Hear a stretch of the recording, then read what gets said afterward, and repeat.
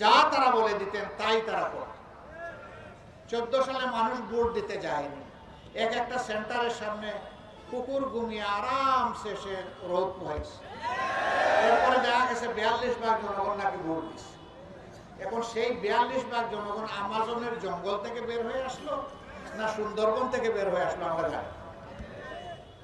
18 সালে এসে ধৈর্য ধরতে পারলো না, তাদের নিজেদের সাজানো সবকিছু। তারপরে কি করলো, তারা রাতের বেলা সমস্ত ভোট আগের রাতেই খালাস করে দিল। এই ভোটের এই নির্বাচনের নাম দেওয়া হলো মিডনাইট ইলেকশন। 24 সালে এসে আর খবরই নাই।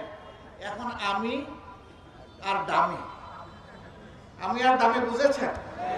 একই দলের ভিতরে ক্যান্ডিডেট, একজন সরকারি দলের ক্যান্ডিডেট আর একজন দামি ক্যান্ডিডেট। এই দামি ক্যান্ডিডেটের মাধ্যমে যে নির্বাচন হলো, এটার নাম দিল জনগণ দামি পার্লামেন্ট। তারা বললেন যে আমরা 41 সাল পর্যন্ত ক্ষমতায় থাকবো। তাদের হাত পা এমন ছিল, তারা এদেশের জমিদার, আমরা সবাই ভাড়া। এটা ছিল কিনা? দুঃখজনক। শাসক হবে জনগণের খাদেম, সেবক। শাসকরা হয়ে গেলেন মালিক। মালিকদেরকে বের করে দিলেন বাড়ি থেকে। সারা দেশে এই তাণ্ডব তারা চালালেন। খুন, গুম, দর্শন, লুণ্ঠন, এবং লুণ্ঠন করেও দেশের সম্পদ দেশে নয় বিদেশে পাচার। এই সব কিছুর পরে এখন আমরা একটা নতুন বাংলাদেশ চাই। কেমন চাই এই নতুন বাংলাদেশ? আমি আগেই বলেছি যে বাংলাদেশে কোনো বৈষম্য থাকবে না, যে বাংলাদেশে দুর্নীতি থাকবে না, চাঁদাবাজ থাকবে না, দখলদার থাকবে না, সন্ত্রাসের জায়গা হবে না, মাদক রাজ্য গড়ে উঠবে না, অস্ত্রের ঝঞ্ঝন আমি শুনবো না। ঘরে বাইরে রাস্তায় কর্মস্থলে নাগরিকরা মর্যাদা এবং নিরাপত্তার সাথে সে তার দায়িত্ব পালন করবে। যেই দেশে আমাদের সন্তানেরা শিক্ষা জীবন শেষ করে বেকার এক টুকরা কাগজ নিয়ে বের হবে না, বরঞ্চ শিক্ষা জীবনের পাঠ ছুকিয়ে হাতে কাজ নিয়ে বের হবে ইনশাআল্লাহ। আমরা সেই যুব সমাজ গড়তে চাই।